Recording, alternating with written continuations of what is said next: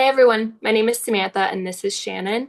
We have collaborated in the past, it was about 4 years ago, and now we are collaborating again for the first time since then to bring a really special New Year's Eve circle. I am a yoga teacher, somatic practitioner, really working with the body and the nervous system and highly focusing on inner child work and how that plays into your life and your relationships and your work even. And Shannon. I am a shamanic practitioner and a womb care body worker, and I focus a lot on working with the soul and coming into alignment with what the soul's path is and healing through the body and the spirit. And together, we are coming together to bring our gifts together again, which is very exciting. Like Sam said, to offer this New Year's Eve circle. So, part of the reason we're doing this is because 2025 has been a year. It has been That's been a year. a year. Um, and for everyone, you might be listening to this and thinking, "Oh, it was kind of a good year." Someone might be listening to this and thinking, "Kind of a hard year." It's been a mixed bag of a year, and that's because it's a 9 year, which you may have heard of before, but in numerology, our years have a number that connect to them, and we can use that number to understand the energy of the year. And 9 years are closing of cycles. We're completing something. And so 2025 has been a year of a lot of completion. And we want to offer this space for you to step in and go, okay, let's close the cycle of completion before we move into 2026, which is a 1 year, which is new beginnings. hmm hmm Yeah, personally, I've been experiencing a ton of that this year. So if you're listening to this and you're like nodding your head, we're right there with you because I know Shannon has also been experiencing a bunch of different like cycle closures and stuff. Um, yeah, it's been nonstop, really, of this surfacing of the true like honesty, reckoning with myself of like what habits do I need to break? What shifts need to happen? What needs to have its final ending so that there's space for new? Like that has been so present in pretty much every single area of my life. Um, and I'm grateful to have the knowledge and the wisdom and the access to these different like tools and understandings so that it makes more sense. Like in my mental body, it makes more sense than my physical body gets to like connect into that. Um, and there's excitement for, okay, if I can release this stuff truly, if I can like allow myself to set it down for good, what's over here? Like, how exciting can that be? Yeah, absolutely. I feel like 2025 this year has really shown me so much of what you said. It's shown me the places where I may have said, "Oh, I really want a new beginning here," but I wasn't actually fully ready for it.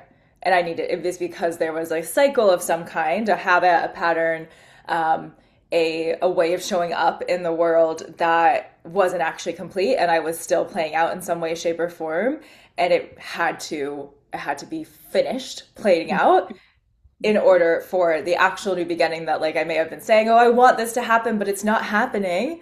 Well, because there wasn't actually room for it yet. And that's what this year has felt like. It's like we're making room. Anything can't that we can't create through or with, it's shedding because, and we've also been in a year of the snake, right? In the Chinese like zodiac understanding of our cycles, and we're not quite done with that. Like that doesn't end on January 1st. That's a little bit of a different calendar, Mm. but we've been in this big shedding, right? And it has been this um, making room for what actually wants to come through. Like you said, like what's over here? Like now that it's like the boxes are clear. Yeah, I'm yeah, thinking of like a yeah, storeroom with all these boxes you can't see past. It's like, oh, they've been cleared now, or they're almost gone. What's over there? yeah. And you've probably been feeling it. I've been feeling it Felt into it. this like new timeline essentially, or Mm.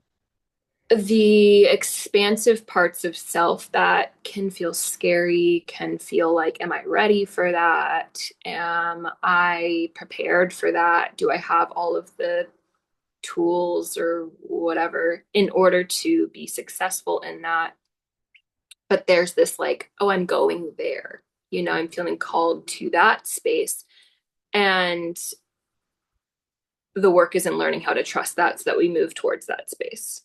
Absolutely. And And so that's that, that's the human part of it. Like yes. the energy is going to keep moving. The human you has to keep up with the energy in order to feel in the alignment. Mhm. Yes, exactly. And so that's what the whole point of this circle is to help the human feel supported in continuing to follow the energy and stay in alignment with where it wants to bring you, whatever it Hmm. is that's opening up for you. Um, yeah, we're gonna work together to align that human with the energy. Yeah, yeah. The circle is like a bridge between 2025 and 2026, and neither of us are in this belief system that January 1st, boop, everything needs to change. Like there's still time to let these changes settle in, let yourself finally release things. The circle is the bridge, Exactly. and the comfort, the nurturing, the like gentle bridge. Hmm. Exactly. It's the bridge into January and the first part of February, which really is where the releasing ends. Hmm. It doesn't end, like you just said, on January 1st. We're not, this cycle isn't totally over yet. Um, Astrologically, we really reach that place of it's time time to be done with breaking the cycles and time to start birthing something new or planting the seeds. As we get towards the end of January, beginning of February, that's when we start to see planets shift, and there's several things that happen Hmm. that all kind of point towards that's when we're really ready to be done, and it's like we're being called to be done with this cycle. Hmm.